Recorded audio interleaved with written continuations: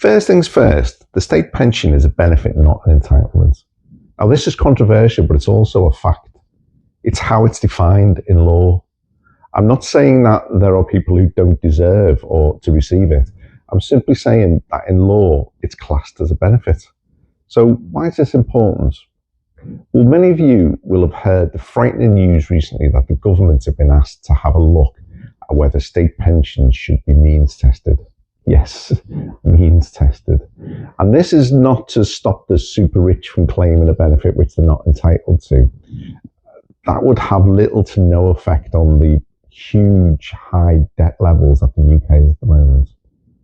The number you may see bandied around is £30,000.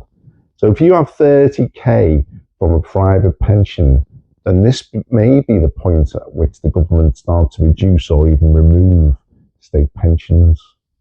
Don't think this is just a Labour government issue. Jeremy Hunt, before the general election, was talking about the affordability of state pension benefits. Notice the use of the word benefits. Governments overhaul benefits all the time. I spent many years working with benefit departments, both in local governments for housing benefits and central governments for state benefits. And they have full control over benefits and how they're calculated. So why is this happening?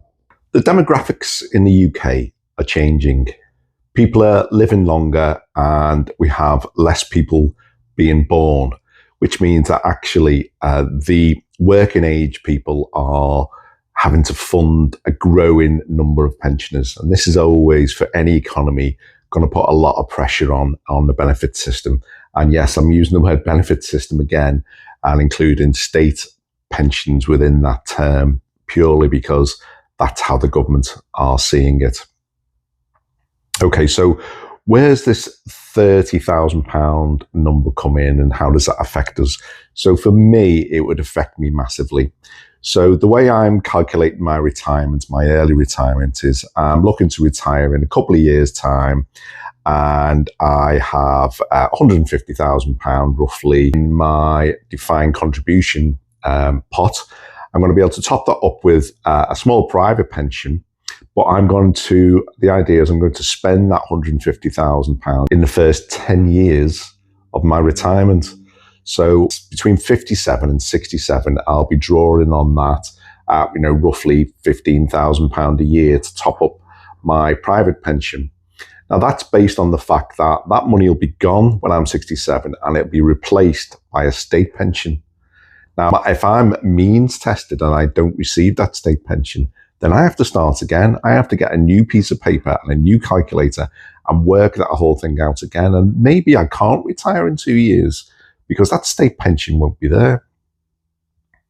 So surely people must be thinking there's no way any government could get this through, because they would immediately lose power as soon as the next election came up if they did something as unpopular as that. Would it be that unpopular? Well, if we think about the average pensioner and what they earn, then if you earn £30,000 as a private pension and then have that topped up maybe as a couple with another £23,000 of state retirement pension, then you are not average. You are way, way higher than average. And really to push something through like this, then you need the majority of the population to agree with it. Now, I certainly wouldn't agree with it, but I'm in that comfortable position that I probably would be looking at getting means tested at £30,000 on top of my state pension. However, I'm not in the majority. By far, the majority of people will be earning significantly less than that, and they might think it's actually a good idea. So the idea that this can be ignored because it'd be too unpopular with voters may not be true.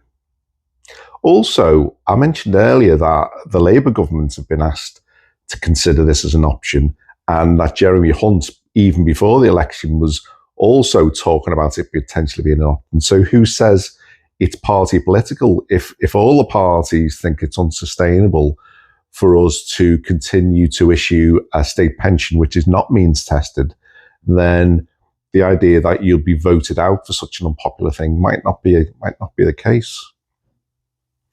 So more bad news coming to us as potential early retirees and pensioners.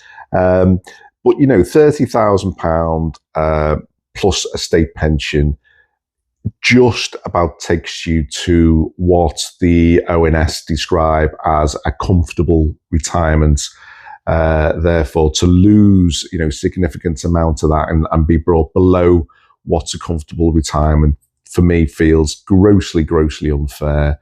And I would hope that this does not become law.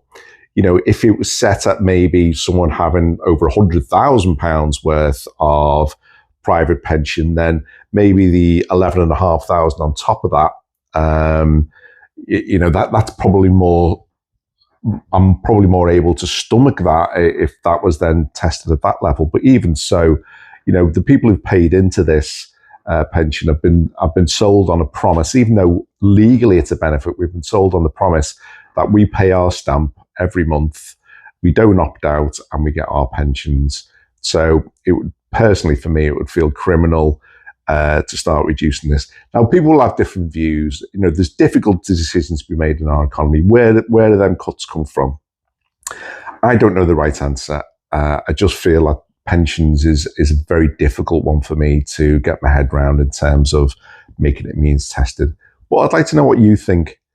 Is pensions fair game when it comes to means testing in terms of state pensions? Or should we use the general taxation regimes in the UK to recover it? Or actually, should we be looking beyond tax and looking at things like inheritance and capital gains, away from personal tax and more into the corporate world? Undoubtedly, the government need to do something to up its coffers and protect us from, defaults on our debt levels. But where does that come from? If you've got any views on that, it'd be fantastic if you could throw it down in the comments, because, we are building a small community here. And I do really value the comments that come in, actually, particularly around pensions and finance in general.